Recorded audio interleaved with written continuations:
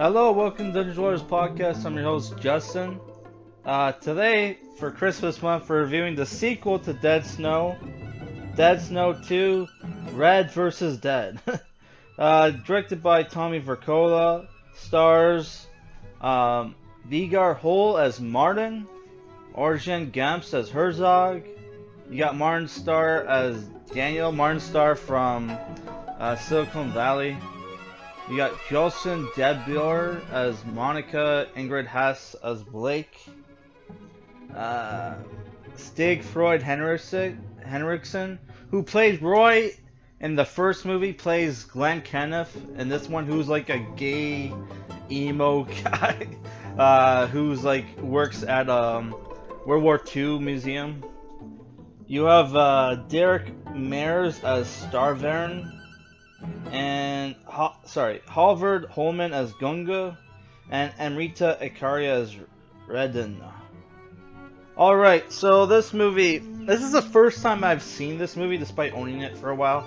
I guess I was waiting for me to like start up a new YouTube channel so I can review this movie like I did the original way back in the day.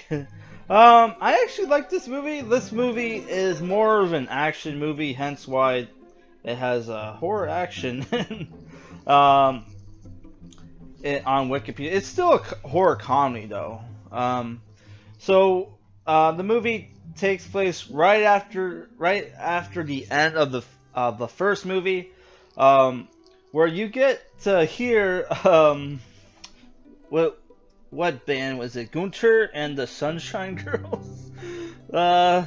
That's their name, right? Yeah, Gunter and the Sunshine Girl. They straight up played the Ding Dong song in the movie, and like other and also other English songs. Though Gunter, I think, is from like that part of the country, but like his songs are in English. So Martin escapes from the zombies, but disarms Colonel Herzog, and then his name was he a colonel or I don't know Herzog, who's it's obviously a reference to the director. What's his name? Werner Herzog? I can't remember the guy who directed Bad Lieutenant 2. Oh, that was a piece of shit. I mean, I think it was supposed to be a piece of shit. So he disarms Herzog, and then gets in a car accident, wakes up in the hospital, and they mistake the Herzog's arm for his, and reattaches the arm onto Martin, which the arm is evil, gives him monster strength. He ends up killing a bunch of people, the police, who think he killed his friends on the mountain in Oxford or whatever the fuck the place is called. He escapes, not before accidentally killing a kid by chucking him through a window. He tries to give him CPR, but like crushes his chest with his new monster strength. Even though the zombies weren't that, they were strong, but they couldn't explode someone's head by punching it like they did in the first movie. Oh well, who cares? But before the kid dies, he introduced Martin to the zombie squad, which is this nerdy guy Martin Starr plays, called Daniel, and his two other zombie squad mates, Monica and Blake, who I think Monica was the... Let me double check. Monica is the Star Wars nerd, and Blake is more just nerdy in general. They go to Norway to help Martin fight the zombies. They meet up with Martin. Daniel tells them he needs to resurrect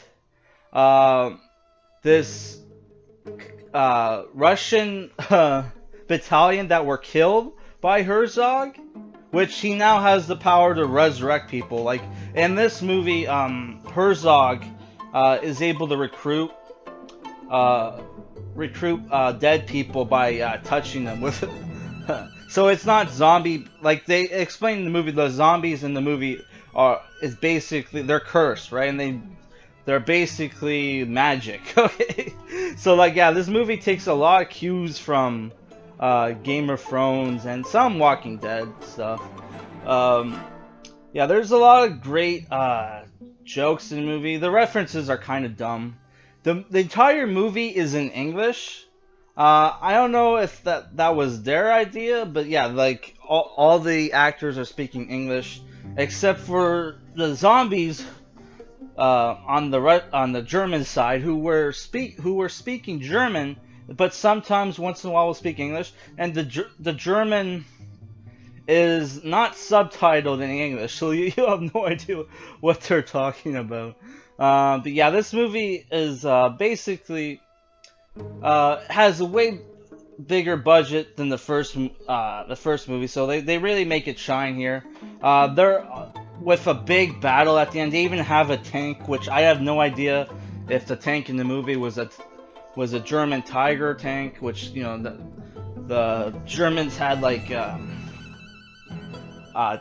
Tiger tanks were basically that was the name of their tanks, which had like what 10 times the armor that the regular like American tanks had, called the Shermans, which they had like a nickname called Bronson, which was named after not the actor, because you know he was fighting in World War II. He wasn't a famous actor yet, but they were called Bronson because they were named after the Bronson lighters. Because after they would get shot by a enemy tank, they would light up like the fucking lighter.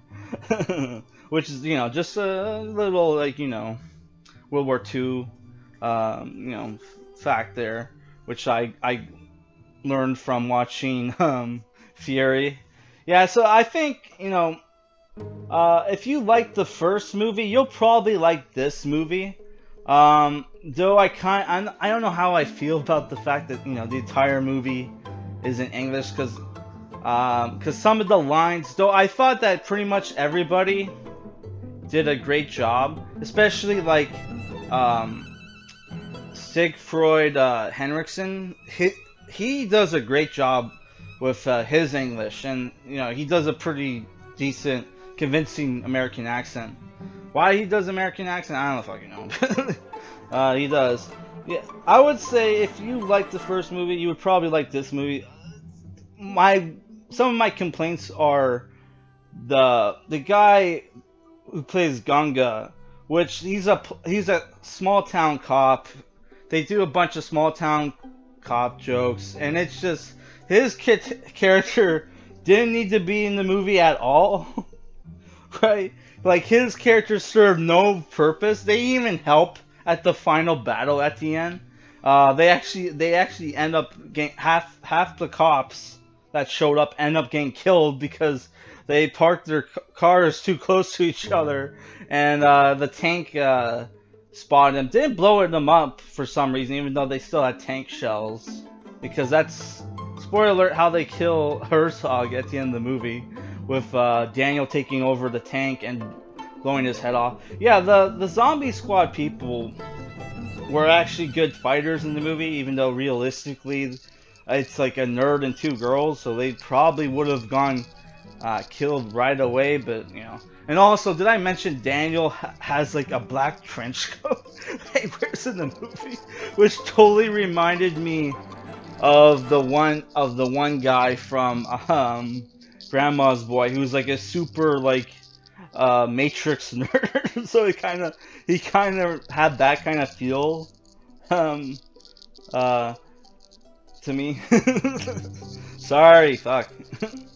Yeah, I would say if I were to give this a rank, for some reason they give it like on IMDb it's ranked like it's rated lower than the new movie. Sorry, the first movie. To me, this movie is actually kind of better.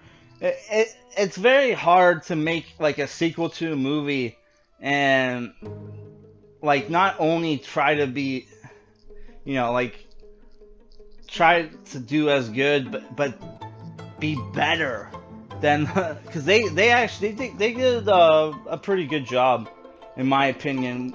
They definitely raised the stakes with the whole now that yeah, because in the movie after the zombies after they were discovered, they decided to say fuck it and do their last mission that Hitler gave them, which was destroy Tavik, the town of Tavik, which, you know, apparently explained that, you know, Hitler's was so pissed off losing his prize ship, the Trebek or whatever it was called, to the English bombers, that he wanted to destroy the town of Tavik in revenge, which had 800 people. Now modern day has 3,000 people.